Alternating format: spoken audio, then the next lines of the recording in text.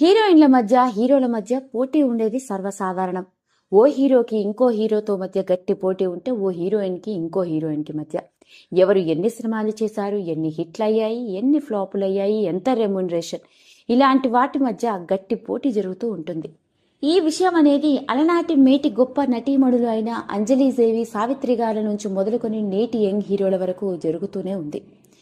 అయితే ఇప్పుడు నేను చెప్పబోయేది అలాంటి ఓ సంఘటన గురించి. అంజలీదేవి గారు హీరోయిన్ గా ఎంట్రీ ఇచ్చి తెలుగు చిత్రసీమ రంగాన్ని ఊపేస్తున్న రోజులు. సరే, హీరోయిన్లు అన్న తర్వాత ఆ మాత్రం పోటీ ఉండాల్సిందే, ముఖ్యంగా అంజలీదేవి గారికి. ఎందుకంటే అప్పట్లో ఆమె స్టార్ హీరోయిన్ గా చక్రం తిప్పుతున్న రోజులు కదా.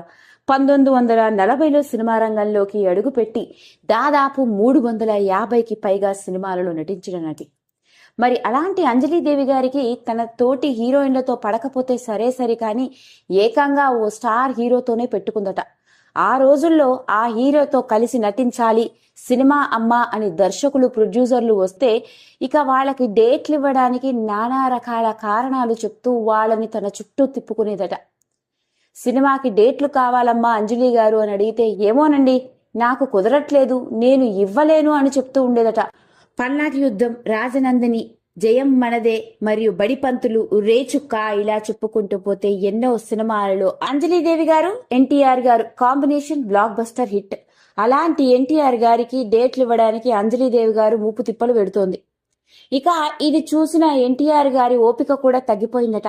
ఇదేంటి, నాతో నటించింది మొదటి సినిమా కాదు, ఇన్ని సినిమాలు నటించింది, అన్ని మంచి హిట్స్, అలాంటిది నాతో కలిసి నటించడానికి ఈవిడ డేట్లకి ఇబ్బంది ఏంటబ్బా అని ఆయన ఇక ఈవిడతో విసిగి వేసారి ఏం చేశారో తెలిస్తే నోరెళ్లబెట్టవలసిందేనండి. మరి అలా సీనియర్ నటుడు ఎన్టీఆర్ గారికి ఈవిడ చుక్కలు చూపిస్తూ ఉంటే ఇక బాధ తట్టుకోలేక ఎన్టీఆర్ గారు ఏం చేశారో తెలిస్తే ఆశ్చర్యపోవలసిందే.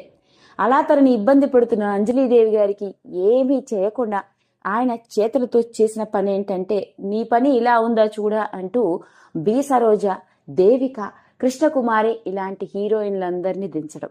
ఇక దాంతో ఎన్టీఆర్ గారు అంజలీదేవి గారి సినిమాలకి డేట్లు దొరక్కపోయినా నష్టం లేదు, దేవికతో కలిసి ఎన్నో సినిమాలలో నటించారు.